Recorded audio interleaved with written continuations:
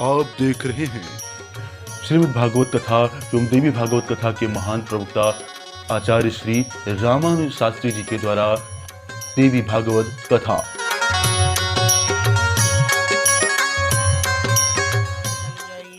अगर ना बस हो तो कान मूंद करके चला जावे।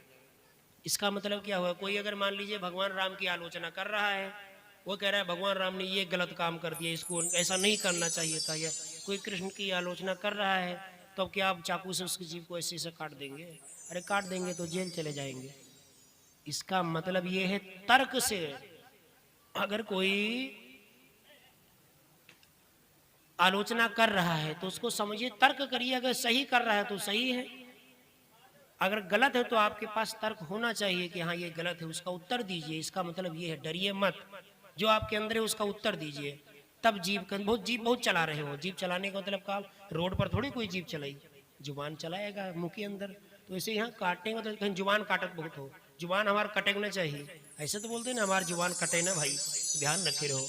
तो इसका मतलब थोड़े कि उनके जुबान कहीं नहीं तो कट जाएगी, के मतलब ये है कि जुबान काट देना, कि उनकी बात को काटना। इसके लिए सत्संग करना पड़ेगा, अध्ययन करना पड़ेगा, ये मतलब है यहाँ पर। अब ऐसा ना सोचो कि कहीं नहीं तो हम मुँह से बोलवे ना, हम चक्कू लेवे तब काट देवे या फिर तुम चला जाओ। अच्छा ऐसा बस नहीं, आपके पास तर्क नहीं है तो आप कान बंद कर लीजिए। कान बंद करने का मतलब उनकी बात को श्रवण कर लीजिए, उसके बाद में सोचिए विचारिए, जा करके चर्चा करिए, लोगों से पूछिए, विशेषज्ञों से पूछिए, फिर उसका उत्तर दीजिए। ये यहाँ पर मतलब है कि मतलब चर्चा पर चर्चा करते रहो। कोई कुछ भी कहते ऐसे ही मत माने बैठे रहो। कोई अगर आलोचना कर रहा है तो उसका उत्तर दीजिए। तो ऐसा कहा। तो इस प्रकार सती जी ने बहुत डांटा डपटा। आप सोचा भी है अगर जाएंगे पुनः भगवान के पास भी तो कहेंगे आइए दक्ष कुमारी, ये दक्ष का नाम मुझसे जुड़ा ही रहेगा, और इस ऐसा करें कि इसका नाम मेरे साथ जुड़े ही ना। इसलिए उन्होंने क्या किया, सोचा अभी शरीर को ही नष्ट कर दें। सोचा कि भी शरीर को ही नष्ट कर दें। अस कही जोग यज्ञ तनु जारा, अस कही जोग यज्ञ तनु जारा,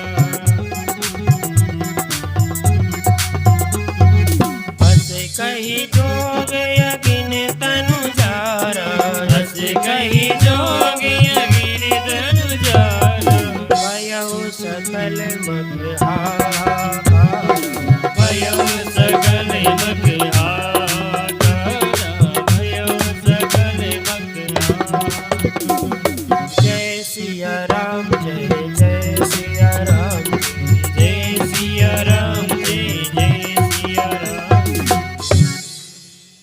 हाहाकार मच गया यज्ञ में।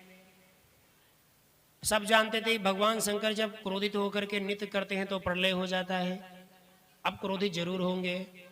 अब इधर जो गण थे जिन्होंने रोकने की कोशिश करी तो उनको भृगु ने एक आहुति डाली, रक्ष रक्ष गणाध्यक्ष एक मंत्र है, इससे आहुति डाली, उससे देवता प्रकट हो गए, वीर लोग, और उन्हें गणों को मार दिया। तो कोई घाट टूट, कोई पैर टूट के उसे लूला लंगड़ा बन करके भगवान शंकर के पास गए। भगवान ने देखा भाई कहा सती कहाँ है, तुमको तो उनको तो तुम्हारे हवाले किया था कि इनकी सुरक्षा करना, तो सब रोने लगे महाराज क्या करें। सती जी तो ने शरीर छोड़ दिया। आप भगवान शंकर क्रोधित हुए, गुरुकुट इतनी आंखें लाल हुई, एक जटा उखाड़ कर दे मारा शिला पर। उससे बहुत बड़ा पुरुष प्रकट हुआ पर्वताकार। कहा प्रभु, तो कहा भद्रमस्तु, तुम्हारा कल्याण हो, इसलिए उसका नाम पड़ गया वीरभद्र। तुम वीर भी हो तुम, और तुम्हारा कल्याण होगा, इसलिए उसका नाम पड़ गया वीरभद्र। हाथ जोड़ करके कहा प्रभु क्या करे। कहा कुछ क्या करना है, यज्ञ में जो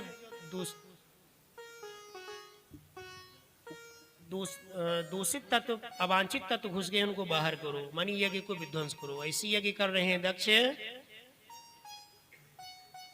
जो आगे चल करके संसार के लिए बहुत ही दुखदायी हो जाएगी, उसे नष्ट करो। तो भैया वीरभद्र जी ने कहा अच्छा। वीरभद्र जी दौड़े, बेग ही दौड़े, और साथ में और जो गण थे वो सब दौड़े। अब भूत प्रेत चले तो भैया क्या पूछना, हा हा ही हूँ। आंधी तूफान चल रहा है, वृक्ष उड़ते जा रहे हैं, जो रास्ते में आ रहा है वो सब अब इधर दक्ष और ऋषिगण देख रहे हैं कि ये क्या हो रहा है भाई, इधर से धूल क्यों उड़ रही है। तो किसी ने कहा प्रलय आ रहा है, तो कहा प्रलय का समय भी है नहीं, प्रलय कैसे आ सकता है। तो कहा आंधी तूफान हो सकता है आता हो, तो कहा ये भी संभावना नहीं है, ज्योतिष में कैसे हो गया।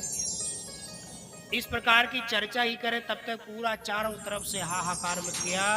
आंधी में भूत प्रेत सब आए, सब यज्ञशाला तहस नहस, यज्ञशाला का छप्पर उड़ गया। अब कोई भूत, कोई जो है यज्ञशाला का खंभा उखाड़ रहा है, कोई वेदी को बिगाड़ रहा है, कोई जो है ऋषियों को तंग कर रहा है, ऋषियों को डरा रहा है, ऋषि पत्नियों को डरा रहा है, कोई किसी ऋषि के पैर को पकड़ के खींच रहा है, कोई किसी देवता को तमाचे जड़ता जा रहा है।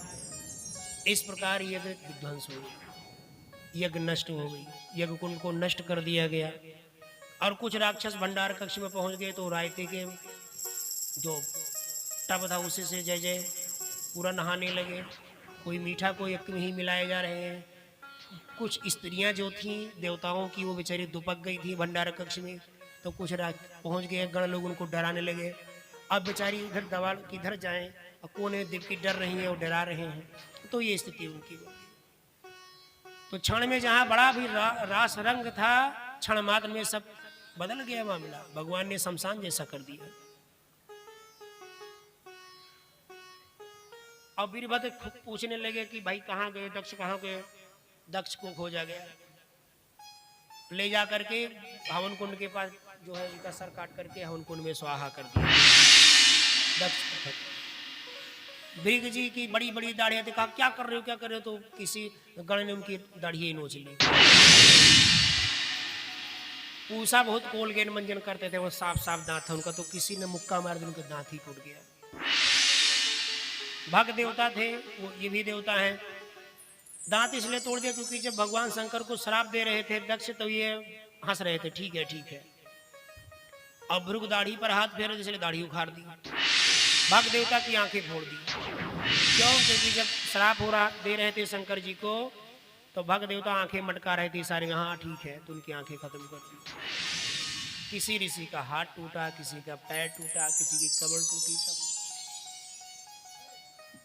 तो क्षण मात्र में यज्ञ नष्ट करके वीरभद्र जी चले आए भगवान शंकर के पास में। अब विष्णु भगवान ब्रह्मा जी जब तक ये रोके रोके क्या हो रहा है तब तक सब खत्म मामला। अब दक्ष ने कहा अब क्या करें। भगवान भी सोचने लगे अब यज्ञ की पूर्ति कैसे हो, इसलिए भगवान को आगे करके भोलेनाथ के पास गए। सब देव देवता और ऋषिगण कहा त्राहिमाम शरणागतम, प्रभु रक्षा करिए। भोलेनाथ का आइए आइए प्रभु क्या बात है। अब देवता कह रहे इधर धक्का मारते, आप कहो, कहते आप कहो, कहते आप कहो। देवताओं ने कहा भगवान विष्णु अगर कहेंगे तो भगवान क्रोधित नहीं होंगे। तो अगर ने कहा भाई शिव जी इनके यज्ञ को पूरा कर दीजिए, ठीक है। इस इतने सरल, क्षण मात्र गुस्सा आया, क्षण मात्र में शांत हो गया। तो कहा यज्ञ की पूर्ति करेंगे। भगवान शंकर को लिवा ले गए। विधिवत यज्ञ भगवान ने जो है यज्ञ पूर्ति करी। अब सोचा जजमान खोजें, तो जजमान जब खोजने लगे तो वीरभद्र से कहा भाई जजमान कहाँ है, तो कहा जजमान तो इधर पड़ा हुआ है। तो कहा सिर कहाँ है, तो कहा वो स्वाहा हो गया। तो कह रे राम राम अब क्या करें। तो कहा बकरी का सिर लगा दो। बोलते बोलते इसलिए बकरी का सिर जोड़ दिया, दक्ष को बकरी का सिर लग दिया। भृग जी ने कहा कि हमारी दाढ़ी, तो कहा बिना दाढ़ी के काम चलाओ, मोछों पर हाथ फेरते रहना, कोई बात नहीं। पूसा ने कहा हम खाएंगे कैसे, तो कहा तुम बग के मुख से खाइए। बग ने कहा देखेंगे कैसे, कहा तो पोखा के आंखों से देखना, काम चला लो कैसे भी करके। इस प्रकार की व्यवस्था कर दी। अब जब इनको दक्ष जी को बकरे का सिर लगा, अब बकरे का सिर लगाया, अब दिमाग भाव हृदय में बहुत अच्छे अच्छे आ रहे हैं, लेकिन अब खोपड़ी दूसरी की लगी है। अब करे कि अब अंदर से तो मंत्र बढ़िया बढ़िया निकल रहा है हृदय से, प्यारा प्यारा, लेकिन बड़बड़ बड़बड़ बाहर निकले से बकरा बोलता है। अब ये जब बड़बड़ाहट इनकी सुनी बड़बड़ बड़बड़, तो ये भैया शंकर जी हंसना शुरू किए, खूब हंसे, प्रसन्न हो गए। कहा कोई बात नहीं है, शब्द न सही भाव तो सही है, भगवान भाव ही पकड़ता है। इसलिए अभी जब क्या होता है, जो कहते बोल बम, बम वहीं से निकला, बोल बम बोल बम। कुछ जीव देखो पालती पूजा तो पंडित जी जवान लेकर के बड़बड़ बड़बड़ करते हैं, कहते हैं ना, वही याद भगवान को आ जाती है। इसलिए बहुत प्रसन्न हो जाते हैं भगवान। तो ऐसा हो गया। अब सती जी जब सती हो रही थी तो उन्होंने कहा था भगवान शंकर ही हमको पति के रूप में मिले, इसलिए वो हिमालय के यहाँ पर पैदा हुई आकर के। बोले शंकर भगवान की जय। श्रीमद् भागवत कथा एवं देवी भागवत कथा अपने शहरों में करवाने हैं संपर्क करें। संपर्क सूत्र 90050557000।